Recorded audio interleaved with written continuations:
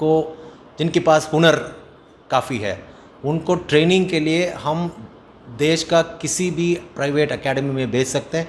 नमस्कार, time eight Bihar में आपका स्वागत है। जमुई में खेल को लेकर जो जमुई के विधायक हैं श्रेयसी सिंह काफ़ी इनिशिएटिव ले रही हैं और उसी के तहत आज जमुई में बिहार खेल प्राधिकरण के डीजी रविंद्र शंकरन पहुंचे जमुई। और जमुई जो साइंस सेंटर है जहां पर स्पोर्ट्स अथॉरिटी ऑफ इंडिया का एक ऑफिस भी है और एक हॉस्टल भी है, वो वहाँ का निरीक्षण किया। साथ ही साथ जमुई के ही गिद्धौर इलाके में एक धवगट एक गांव है, वहीं पर शूटिंग रेंज की बात आ रही है और उसी के स्थल निरीक्षण को लेकर रविंद्र शंकरन जमुई आए, निरीक्षण किया। क्या कुछ कहा है रविंद्र शंकरन ने, आइए सुनते हैं। 3 पर्पस है जमुई आने का। एक, जमुई में एक इंटरनेशनल स्टैंडर्ड का शूटिंग रेंज बनाने का जो योजना को लेके ज़मीन उमीन देखने के लिए, वहाँ का फैसिलिटीज़ क्या होगा, road connectivity, rail connectivity, air connectivity, water, सब कुछ देखने के लिए आए थे, नंबर 1। और नंबर 2, यहाँ काफ़ी हुनर है एथलेटिक्स और फुटबॉल में, तो जमुई में एक एकलव्य स्कूल शुरू करने का भी योजना है एथलेटिक्स और फुटबॉल के लिए।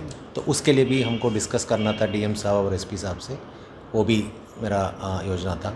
और तीसरा, हर जिला में खेल भवन बना हुआ है, तो खेल भवन में इंडोर गेम्स जितना भी है उस गेम्स को, चाहे वो रेसलिंग हो, वेट लिफ्टिंग हो, कबड्डी हो, टेक्वांडो, वूजू, जो भी खेल सकते हैं, वो उस इंडोर हॉल को अलॉट करके हर खेल को वहाँ बढ़ावा देने के लिए, वो भी डिस्कशन करने के लिए मैं यहाँ आया था।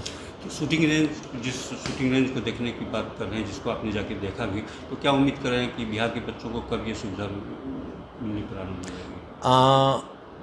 देखिए, ये आपको एक नया इंफ्रास्ट्रक्चर ही खड़ा कर रहे हैं और उसमें बजट प्रोविजंस होगा और बनाने में जितना समय लगेगा, लेकिन मेरा उम्मीद है कि ये 1 साल के अंतर्गत हम यहाँ एक नेशनल लेवल इवेंट हम करा देंगे, इतना मेरे को उम्मीद है।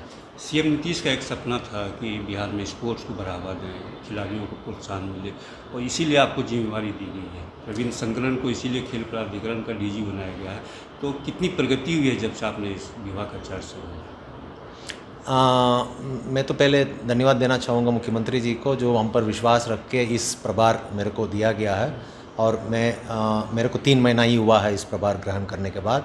इस 3 महीना में काफ़ी आगे बढ़ चुका है काम। 3 इम्पॉर्टेंट काम में बताएंगे, जबकि बहुत सारा काम हुआ है, लेकिन 3 मेजर काम है।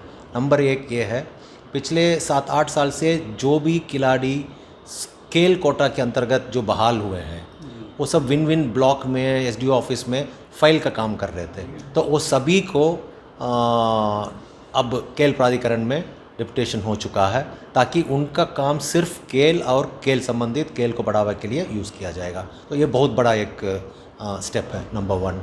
और नंबर 2 ये है, करीब 11-12 गेम्स हम लोग आइडेंटिफाई किए हुए हैं, उसके साथ निगम्स चूज़ किया हुआ है, लाइक शूटिंग का मदद करेंगे, फुटबॉल फलाना निगम, तो निगम अटैच हो चुका है, तो फंड्स का कोई कमी नहीं होगा। ये सब स्टेप्स जो है ना, ये बहुत बड़ा स्टेप्स है। और तीसरा बड़ा स्टेप है, अभी हाल फिलहाल हम लोग स्पोर्ट्स कॉन्क्लेव किए थे पटना में, तो उसमें देश का Dronacharya awardees, Arjun awardees, Olympians करीब 20-21 लोग आए थे। उन लोग आकर के एक रोड मैप बना के दे के गए हम लोगों को, हर गेम में कैसे टैलेंट आइडेंटिफाई करना, कैसे उसको नर्चर करना है, तो एक रोड मैप बना के दिए हैं। तो वो बहुत बड़ा उपलब्धि मैं मानता हूँ। जिले में भी बहुत टैलेंट छिपे हुए हैं जिनकी पहचान नहीं हो पा रही, उसकी कोई योजना है क्या स्पोर्ट्स अथॉरिटी? ज़रूर है, अभी हम आके 3 महीना ही हुआ है, कदम कदम आगे बढ़ाएंगे। जमुई भी एक ऐसा छोटा सा ज़िला है कहा जाए, लेकिन यहाँ भी कई ऐसे टैलेंट हैं जिसने कि नेशनल लेवल पे गोल्ड जीता है, जेवलिन थ्रो में या कई ऐसे एथलेटिक्स में, लेकिन उसको संसाधन की कमी के कारण वो आगे नहीं बढ़ पा रहा। देखिए, इस संबंध में ऑलरेडी मेरे को सरकार के द्वारा एक मेरे को आदेश कर दिया गया है। वो ये है कि यदि नेशनल लेवल एथलीट हो या किसी भी खेल में नेशनल लेवल खिलाड़ी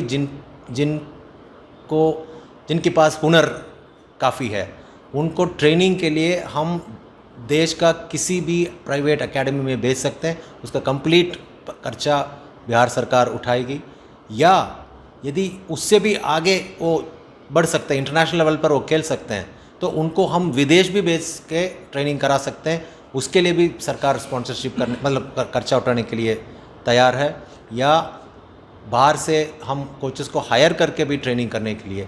तो एक उदाहरण के रूप में मैं आपको बता देता हूँ, ये पहली बार बिहार में जो हुआ है इतना साल में, हमारा खेलो इंडिया यूथ नेशनल्स हरियाणा में होने वाला है जून में। तो उस टॉप 8 टीम्स में बिहार का लड़कियाँ क्वालिफाई कर चुकी है हॉकी में, लेकिन उनको एस्ट्रोटर्फ में खेलने का आदत नहीं है, बिकॉज यहाँ एस्ट्रोटर्फ है नहीं। तो हम झारखंड सिमडेहा स्पोर्ट्स एकेडमी भेज दिए हैं पूरा लड़कियों के टीम को, वहाँ 2 कोचेस के साथ अटैच करके उनको अकोमोडेशन, खाना, न्यूट्रिशन, कोचिंग और अच्छे इक्विपमेंट सब देख के 1 महीना एस्ट्रोटर्फ में हम कोचिंग करा रहे हैं। उसके बाद ही हम उनको नेशनल में खेलने के लिए भेजेंगे। ये बहुत बड़ा एक कदम है, ऐसे धीरे धीरे करेंगे हम लोग। आज की तारीख में क्रिकेट एक बहुत फेमस गेम है जिसको लोग बहुत चाव से देखते हैं, लेकिन राजगीर में जो इंटरनेशनल स्टेडियम आपका बन रहा है वो उसका मामला थोड़ा सा लगता है कि धीमा पड़ गया है उसके कंप्लीसन में। देखिए, राजगीर का स्पोर्ट्स एकेडमी और स्पोर्ट्स इंफ्रास्ट्रक्चर जो बन रहा है वो मैं नहीं देख रहा हूँ, तो इस पर मेरा बोलना उचित नहीं होगा। अच्छा सर, एक आखिरी सवाल मैंने स्पोर्ट्स से हल किया है, IAS और IPS की वर्दी बहुत